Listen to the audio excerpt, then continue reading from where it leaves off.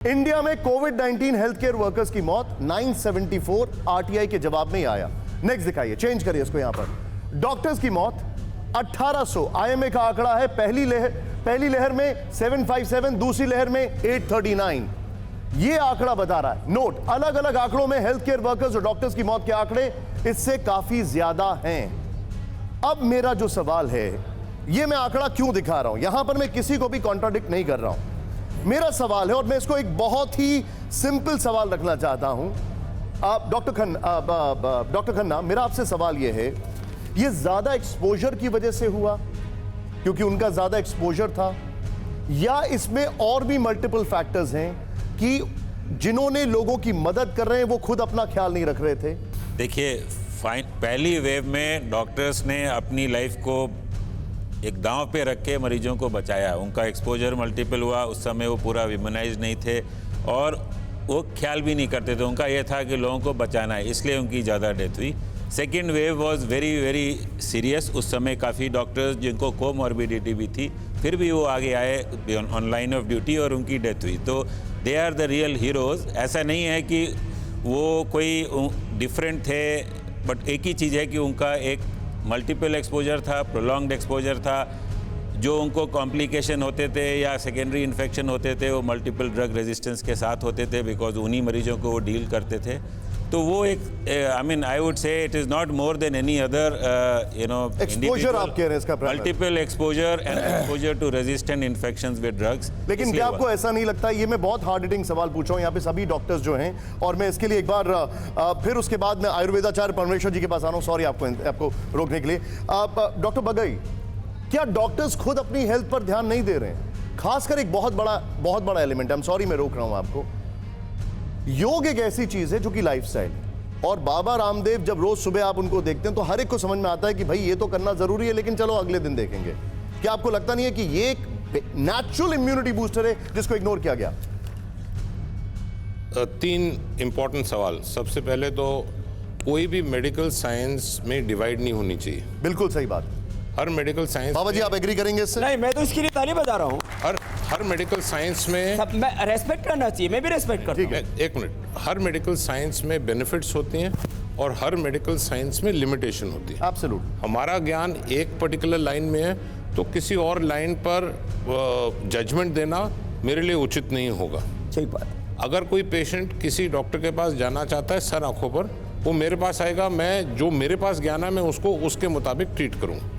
रही बात वैक्सीन्स की, बाबा जी आपकी मैं बहुत ज़्यादा इज्जत करता हूँ, वो आपको पता है, ठीक है। वो जब आप मेरे को जप्पी देते हैं आपको पता है, ठीक है। क्या वो जप्पी अभी हो सकती है? एक बार बाबा जी आइए एक बार, अरे क्योंकि यहाँ पर ना बहुत ज्यादा जो आयुर्वेद को क्रिटिसिज्म कर रहे, मैं तो उनको भी जप्पी दे दूं, क्योंकि उसके बाद मैं एक जादू की जप्पी है और एक बाबा की जप्पी। दूसरे भी अपने हृदय में प्रेम रखें। This is beautiful. उधर देखिए, गॉड ब्लेस यू।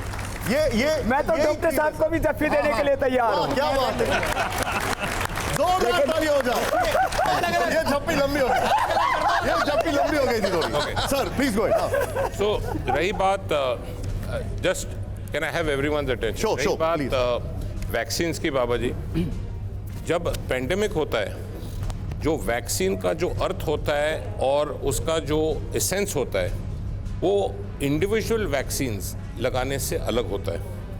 कारण ये है कि आप अपने आप को बचा रहे हैं, अपने इमीडिएट कॉन्टैक्ट्स को बचा रहे हैं और कम्युनिटी को बचा रहे हैं। तो वैक्सीन्स का मतलब ये है कि आपका जो इम्यूनिटी है, मेरे को मैं पूरा सहमत हूँ। एक मिनट, मैं भाई बाबा जी मैं सारे लोगों को के लिए मैं कह रहा हूँ, ठीक कह रहे हैं आप। इसका जो वैक्सीन के साथ जो इम्यूनिटी बिल्ड होता है वो काफ़ी अलग अलग इम्यून आर्म्स को एक्टिवेट करता है।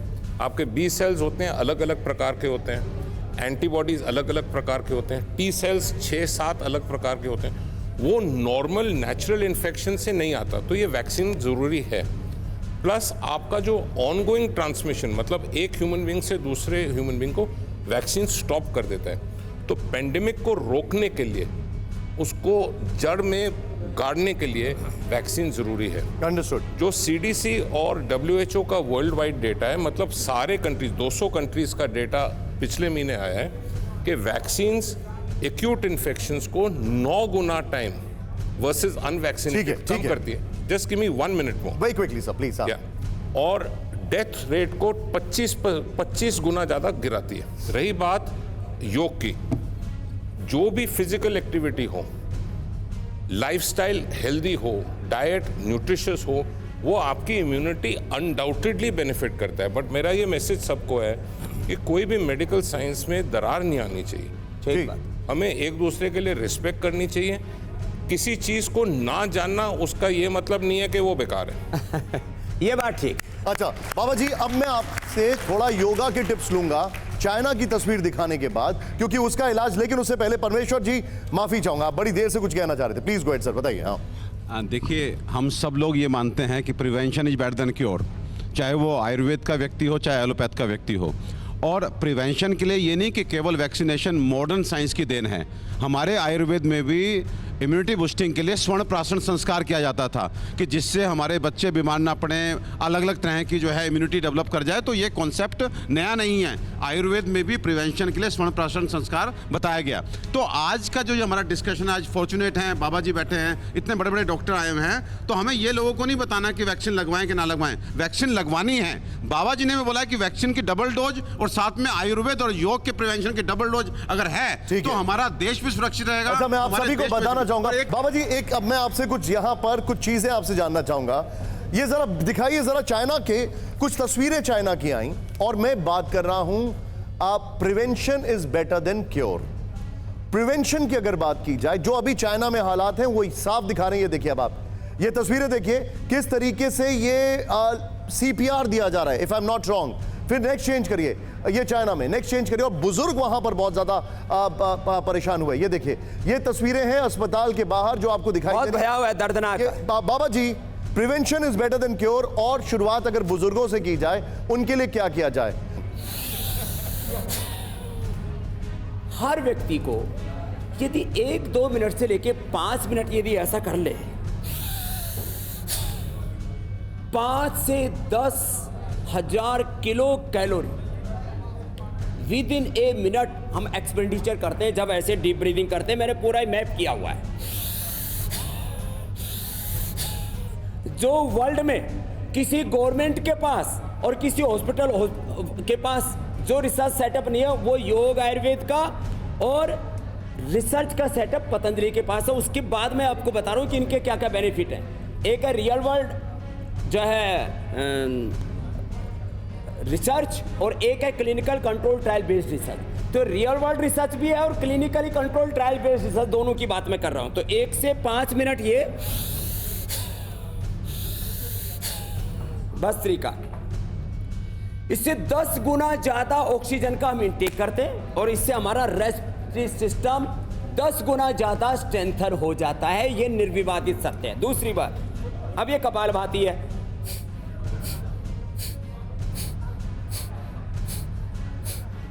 एक सेकंड में एक बार एक साथ liver, spleen, intestine, pancreas, uterus, ovary, prostate, lung, heart, thyroid, पूरा मूलाधार, स्वादिष्ठान, मणिपुर, हृदय, विशुद्धि, आज्ञा, भ्रिकुटी, सहस्रा, रिप्रोडक्टिव, ऑक्सीक्यूटेड, ऑजस, skeleton, circulatory system, sympathetic, parasympathetic, hypothalamus system, autonomic और नर्वस सिस्टम को एक साथ सारे सिस्टम और सिम्टम्स को कोई चीज ठीक करती है तो कपालभाति और अनुलोम विलोम है। एक साथ 37 ट्रिलियन सेल्स में मैंने कहा उनमें एक सिनर्जी बैठाना। अभी मैंने थोड़ी देर पहले एक बहुत बड़ी बात कही थी, हर आदमी के भीतर हर रोग है या पैदा होने की संभावना है, और रोज उस रोग से आपको मुक्त होना है। तो ये भस्त्रिका, कपालभाति, अनुलोम विलोम के अलावा कोई जरिया नहीं है। बाकी जिसको दवा खानी है इसका खाए, रामदेव जी, इसका रोग में खाए। ये आपने कहा कि हर इंसान के अंदर, ये मेरा एक व्यक्तिगत सवाल आपसे है कि हर इंसान के अंदर रोग जन्म लेते हैं और उसका अंत होता है, रोज होता है। हाँ, लेकिन ये जो तभी होगा जब आपका ऑटोफैगी प्रोसेस अच्छा होगा, वो तभी होगा जब आपका फूड का इंटेक हेल्दी होगा, न्यूट्रिशियस होगा और सात्विक होगा।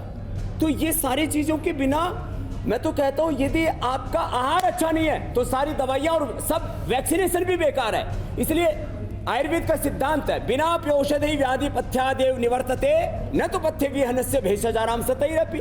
तो ये भस्त्रिका, कपालभाति, अनुलोम विलोम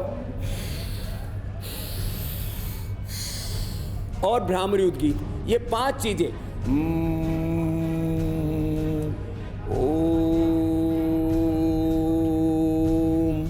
ये 5 चीज करने में दिक्कत क्या है? और 10-15 मिनट लगती हैं। जब हम घर परिवार बिजनेस व्यापार चलाने के लिए अपने प्रोफेशन के लिए 8-8 10-10 घंटे मेहनत कर सकते हैं, तो आधा घंटा मेहनत हम अपने फिजिकल फिटनेस के लिए क्यों नहीं करनी चाहिए? एक बात।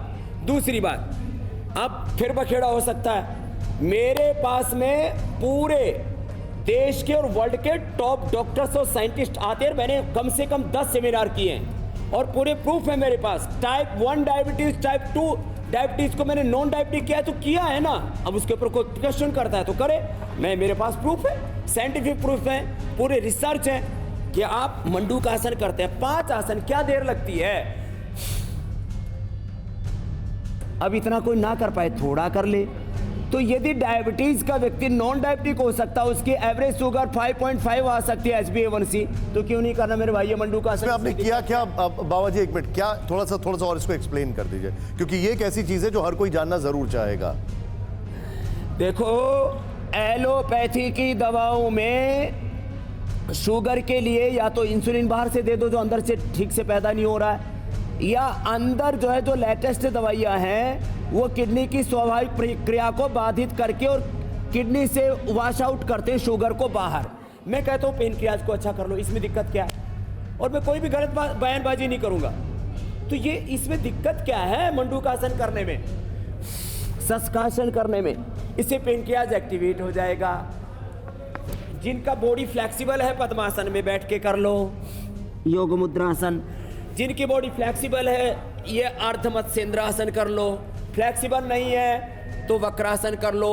5-10 नहीं कर सकते, गोमुखासन आदि सारे आसन नहीं कर सकते, तो मंडूक आसन चाहे कुर्सी पर बैठ के कर लो, और ये पवन मुक्त आसन कर लो। इतनी चीज करने में आखिर ऐतराज क्या है? और पूरी दुनिया इस बात को मान रही है। यदि आपकी बॉडी सपोर्ट नहीं कर रही तो आपको कोई दुनिया की दवा सपोर्ट नहीं करेगी। सारे डॉक्टर, सारे हॉस्पिटल, WHO भी आपको बचा नहीं सकता यदि आपकी बॉडी रेस्पॉन्ड नहीं कर रही तो। और ये योग वो सिस्टम है जो आपकी बॉडी को, आपके माइंड को, आपके थॉट प्रोसेस को, आपकी जो ईश्वर प्रदत्त नैसर्गिक ऊर्जा है उसको जागृत करता है। इसमें समस्या क्या है?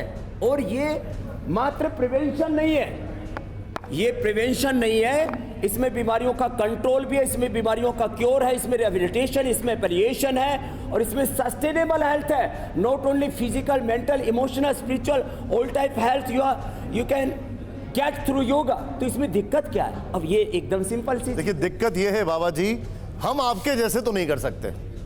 अरे मैंने कहा आप शीर्षासन करो, आप लेकिन आप इसका हमें कोई, आप जोरदार तालियां हो जाए पहले तो बाबा जी के लिए। तो आप यदि इतना नहीं कर सकते, अगर हम आपका 10% भी कर लेंगे तो हमें लगेगा बहुत बढ़िया हो गया। हाँ, 10% ही कर लेना। हाँ, क्योंकि बाकी तो बड़ा असंभव लगता है ये। तो जोरदार तालियां हो जाए इसके लिए पहले तो, ये बहुत बड़ी बात है। देखो, जो आप बात हो रही है, मैं कह रहा हूं कुछ तो अपवाद छोड़ दो, कुछ तो अपवाद छोड़ दो। अब मैं कह रहा हूं भाई मेरा एनर्जी लेवल इतना ज्यादा है तो मैं क्या करूं? अब भाई दूसरा भी कर ले। यदि मेरा एनर्जी लेवल योग से अच्छा है, और आप मेरी उम्र पूछ रहे थे, मैं 55 पार करके भी ये करता हूं। मैं नहीं कर सकता, मुझे बोलिएगा भी नहीं आप।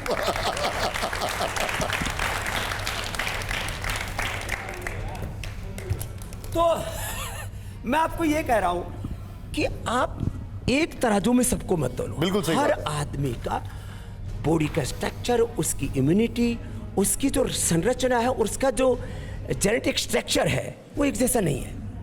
तो मैं यदि हेल्दी हूं तो मुझे क्यों एक्सीडेंट ठोकना चाहते हो? मैं कह रहा हूं सारी धरती लगवाए। ये बड़ा वैलिड पॉइंट है, ठीक है। इसमें मतलब मेरे पीछे क्यों पड़े हुए हो कि स्वामी रामदेव को? अरे भाई मैं क्या कह रहा हूं?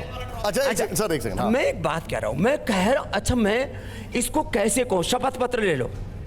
मैं कह रहा हूं भाई सब लगवाओ जो है वैक्सीन की डबल डोज। बाबा जी अब मुझे क्लियर करने दीजिए। मैं कह रहा हूं कि भाई बूस्टर डोज भी लगा लो। बड़ा क्लियर कट कि देखिए, मैं योग और आयुर्वेद के लिए आपको बोलता हूं कि ये इसको माने, लेकिन जरूरी ये है आप सभी के लिए कि आप इसको समझें कि मैंने योग और सबको माना, मुझे वैक्सीन नहीं लगवाना, कोई बात नहीं।